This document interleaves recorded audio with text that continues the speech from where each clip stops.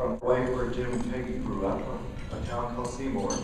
That's halfway to Lubbock for those of you who drive from Dallas. And every time I go to my parents' farm, I stop in Windthorst, and I think of how far apart in some ways and how far not apart in some ways. Scotland is from Windthorst, that's Jim's home, and Peggy is from Windthorst.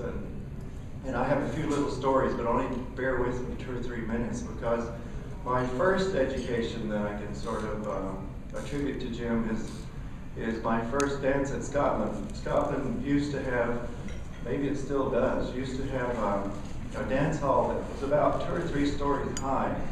And when people would have intermission or go outside, well then the favorite pastime was throwing beer bottles up on the roof.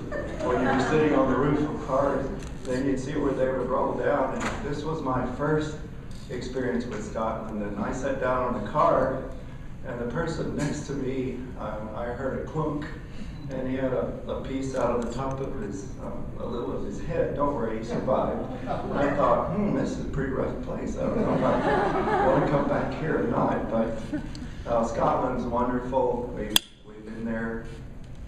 I've been there quite a few times for good and sad occasions.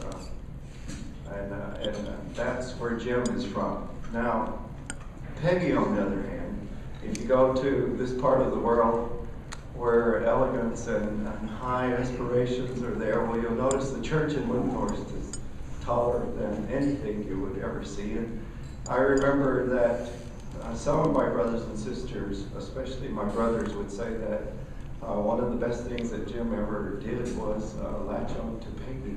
Actually, that she was a lot like the shining deacon from the church in Windthorst. And so Peggy, I think they were right.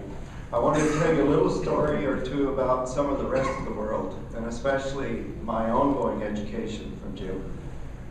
Like many of you in the room, I received my first job at North Texas from Jim Poirot.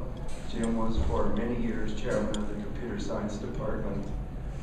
He was for many years chairman of the computer education department, and for even many more years than that, the mentor to all of us who are maybe not so young anymore, but certainly we're still young in spirit. And that part is about a couple of the other little stories. Well, I'll just make it one. I remember once in New Zealand, in Auckland, and we were at a very important meeting, and I think it was Jim's idea that why don't we all go to the track and watch the dog races? Or was it horse races? Dog races, that's right. So we were all excited, and we were up in the stands, and we were ready for the gun to fire, and it did. And we all looked this way, and we were surprised. Nothing was happening because they ran the wrong way in the southern hemisphere. And so for those of us who grew up from West Texas and some other places, well, that was quite an education.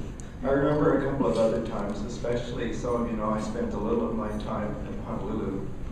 And I remember when one summer we were going to teach courses, and the people who had hired us said, okay, are you all ready? Do you have your notes? And I pulled out my 2 pages, and they kind of looked at me and went, you're going to teach 6 weeks based on that. And luckily then Jim came in with his briefcase and opened up a 3-ring binder that was 4 inches thick, and they went, okay, these folks can do something. And so Jim saved the day. But I think, well, Jim and Peggy, I feel like I've known you all of my life, but I counted last night, and it's really only a little more than half. But that's still quite a lot. I want to go back to Hawaii to give a little special tribute. In Hawaii, we often give leis and flowers, but for people that we consider high esteem, that we would call ali'i, that's almost like royalty, there's a special little lei that we give, and I'll get those.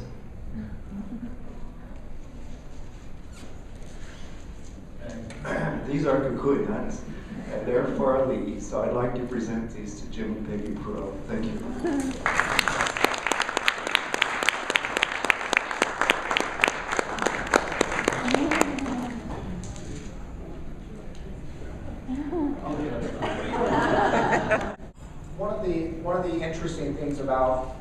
faculty members is this connection between teaching, research, and service.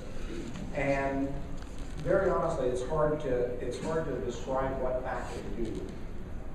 Because so many times you have the things that you do in service organizations such as TCEA and others that are part of your service work.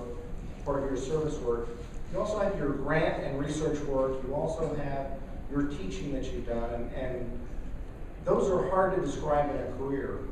The other part that's really hard to describe is, especially as someone has had the career that Jim has, is really about all sides of the person. So one of the things we wanted to do is to have Jeff Poirot come up and give you a little bit